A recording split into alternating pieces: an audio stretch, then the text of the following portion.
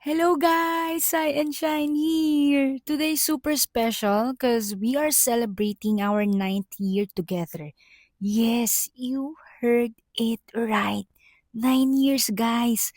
That's 3,287 days.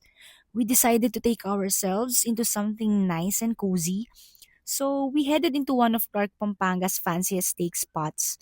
This is Rare Bar and Grill. Very nice yung ambience, guys, and service was very superb. Tingnan nyo naman, no.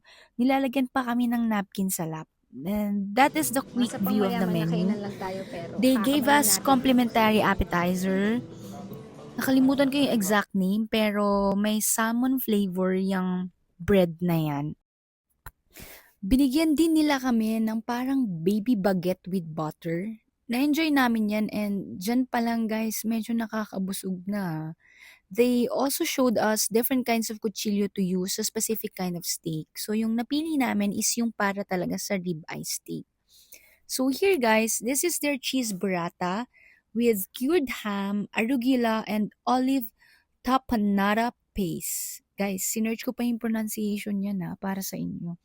We also had baby back ribs. Favorite ni Shine yun guys eh. Like, every time may baby back ribs sa menu, lagi kaming order. We also had truffle mac and cheese and the star of the night, rib eye steak na medium yung doneness. Look guys, look how perfect the steak is.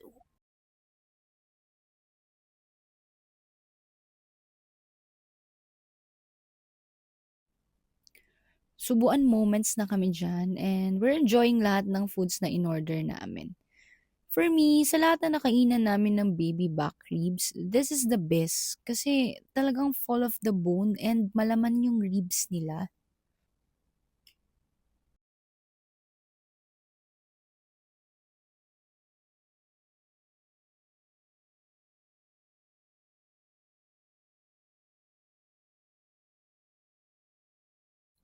And guys, when you get the chance to dine in here, super recommended namin that you should get their chimichurri sauce.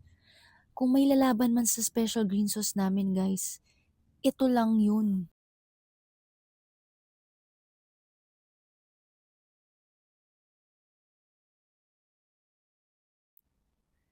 And guys, of course, hindi pwedeng hindi tayo order ng cocktail drink. That is whiskey sour.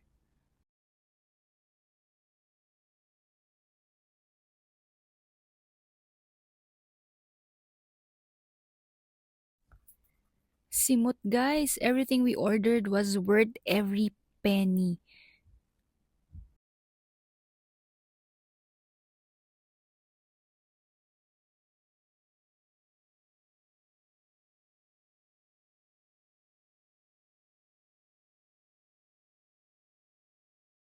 Anniversary.